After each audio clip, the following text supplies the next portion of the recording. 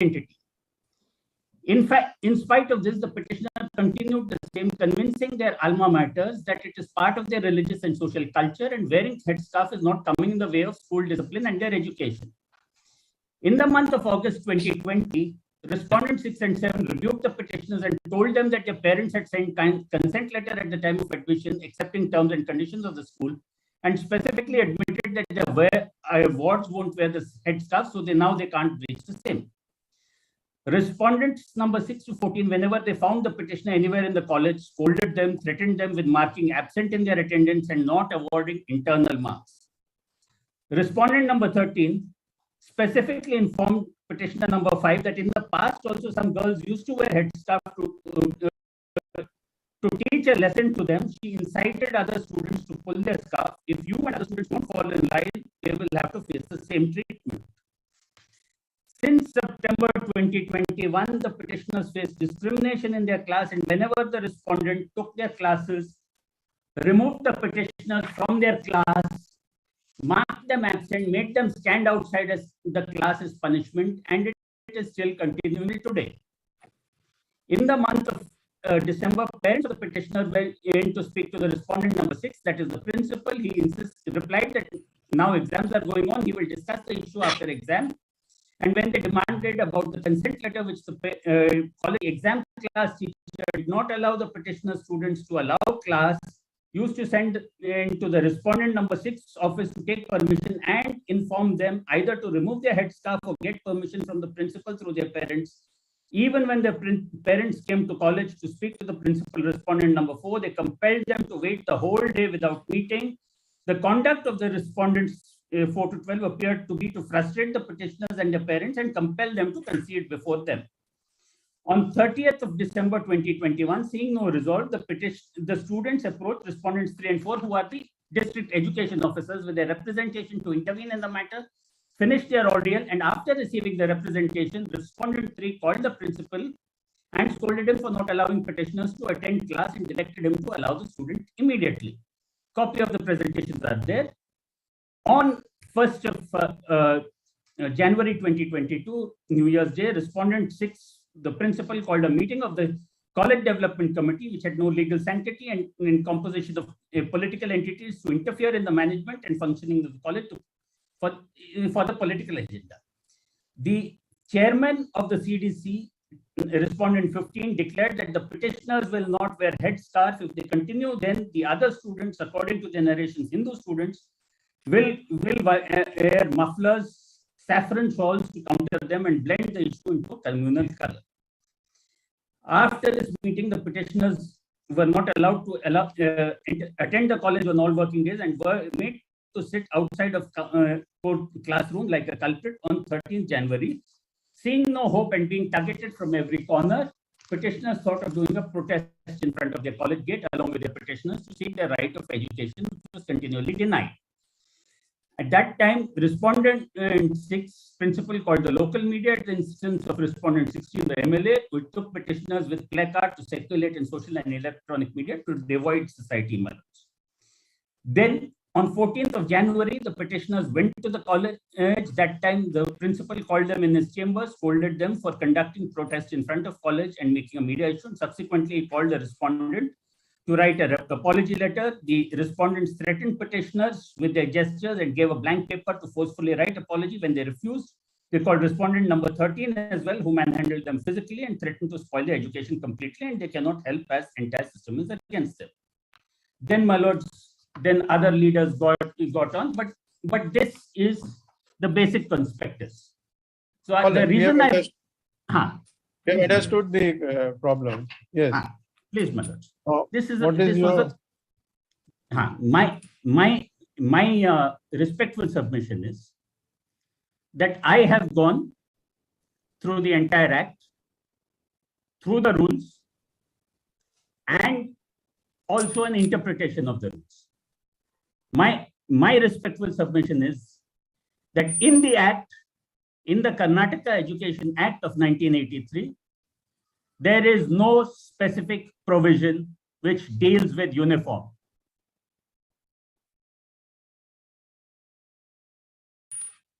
Do you mean to say that there shall not be any uniform? Please, in my the lord. schools. I don't mean to say, let me complete the argument. My lord, there is no provision for a uniform. Did you know that animals listen to dominating tactics because they're scared? If you want to have a mindful relationship with your animal, then you might want to watch this video. In this video, I'm going to share with you the mindful approach that you can start using today to develop a strong relationship between you and your animal, so that you can have an inspired relationship instead of one that's based on fear. Hi, my name is James French. Growing up wasn't all... The state relies on certain rules, which Just one according thing, to one thing. We will just make a request to the media in general that please don't report any observations made by the court during the arguments without seeing the order which we will pass ultimately. So there is a request to the media in general that please don't report our observations in the media, but in social media, in newspapers or anywhere else, unless you go through the order which is passed or you understand the entire thing. It is not proper that only some observations are reported here and there without realizing the repercussions of that. Oral observations. Yes, oral We are observations really grateful, cannot be my lords. reported We in are the also media. We are really Absolutely, grateful my for lord. that, my lord, because sometimes Yes. whatever your lordships, my lord, speak, sometimes is reported, misreported, etc. We are really grateful, my lord, for that observation. Yes. we are grateful, my lords. My lords, while I was preparing for this matter, I recollected that your lordship is from Lucknow, which speaks of delicacy of language and exquisite manners, my lords. And there is a phrase from Lucknow which would help all of us. मुस्कुराइए आप लखनऊ में हैं. And it is in that मुस्कुराइए कि आप बेंगलोर में हैं. बिल्कुल. My lords,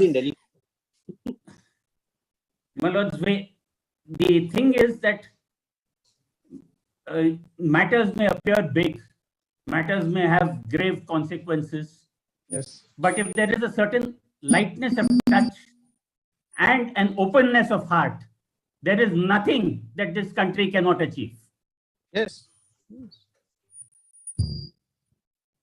My lords, so I was on the point that in the 1983 Act, there is no provision for uniform. And my lords, let me tell my lords that I was in Karnataka, in college, in Pius College, around that time, 1980 to 1982, I was in pre-university there. And we did not have any uniform. The question of uniform in not being in the Act was probably because at that point of time, the educational experience was, and seriously, that many a time a child could not go into a school because the parents could not afford uniforms. That time there were no government schemes for provision of uniforms.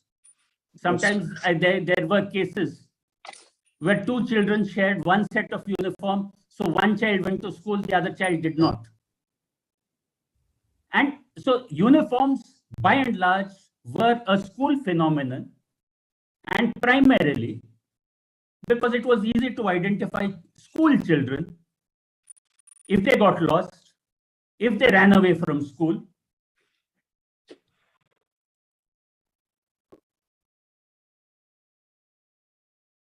Yes. And when young teenagers on the verge of adulthood stepped into junior colleges, stepped into colleges, they walked out of uniform.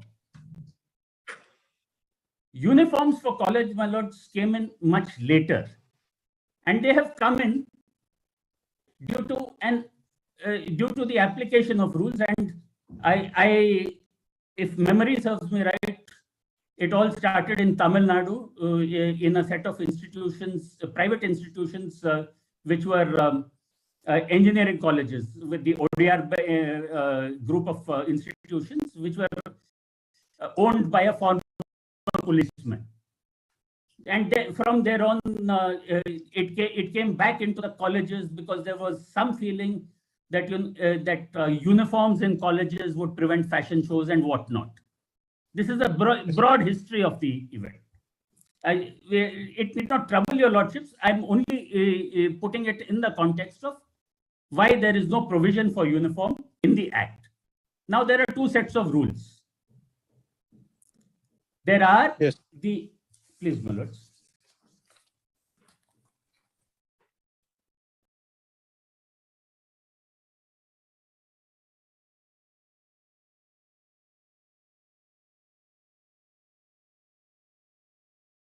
Yes.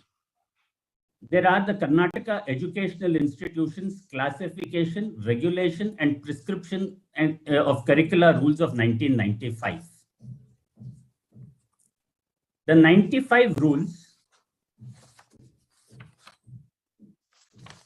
Yes. My lords, there the rule says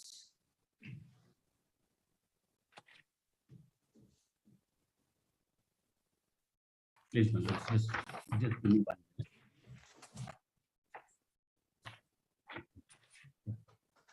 And keep the 2006 rules. Provision of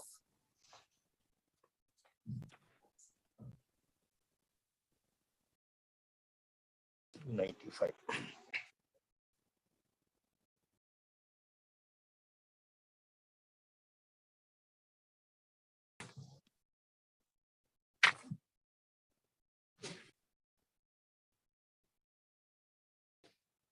Yes.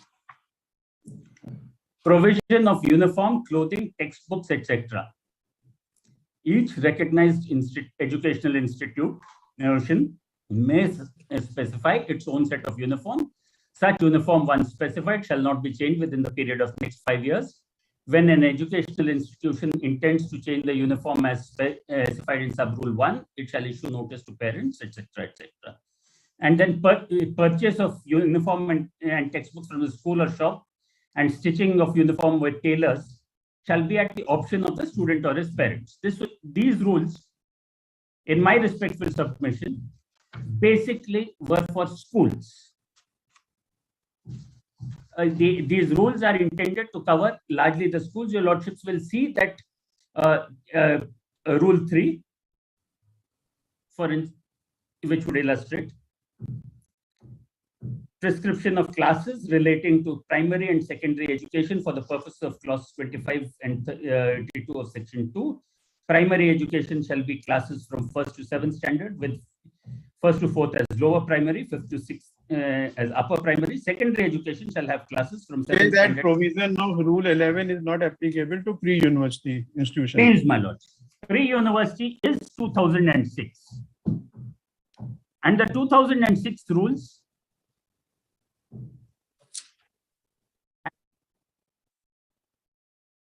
no provisions for uniform.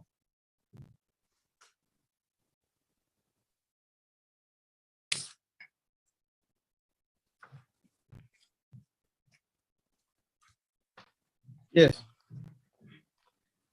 Now, my lords, what the state and the college authorities rely on is a resolution which my learned friend Mr. Tahir, if he is in court, will probably hand over in a separate printout. Yes. Which has a prescription of a uniform for in this particular case. It is 60. because the original is in Kannada, my lords, and my lords, there also is a translation that we have attempted.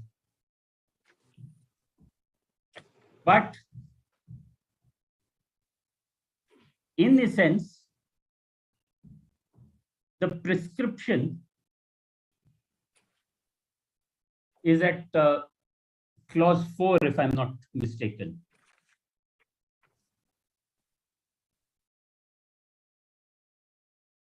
which roughly translates into the school uniform which was used last year, that is blue color chudidar pant, white and blue checks, top and matching color shawl to be worn on the shoulders.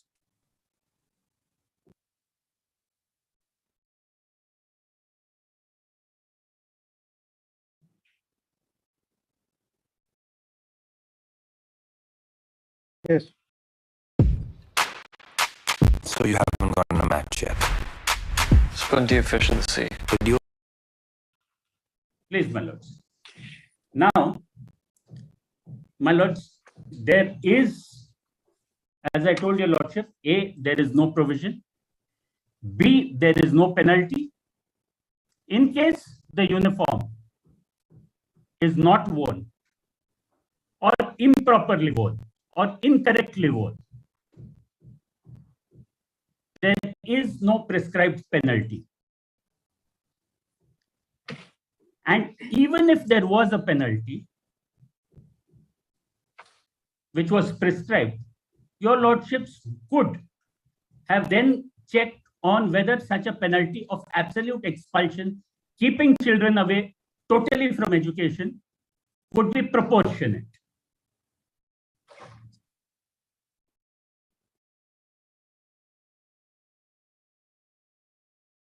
My lords, if your lordship, I'm sorry, I'll wait. Yes.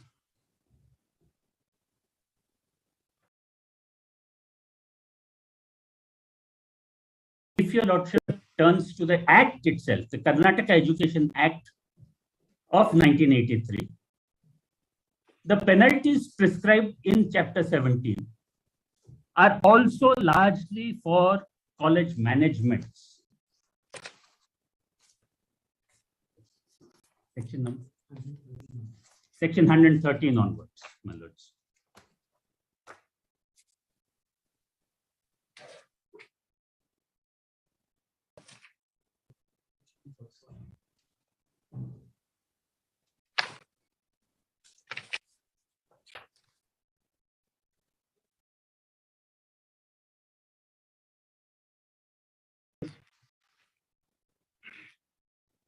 My lords, largely they are financial.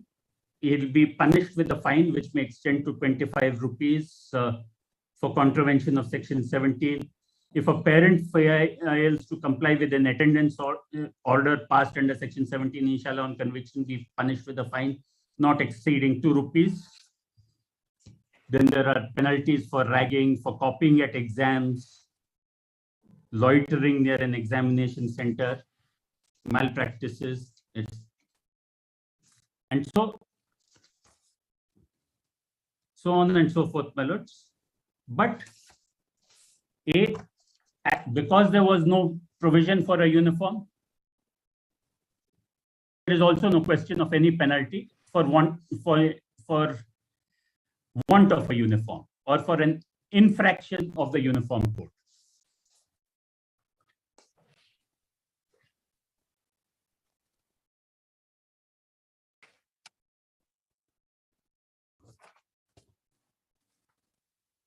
Now, my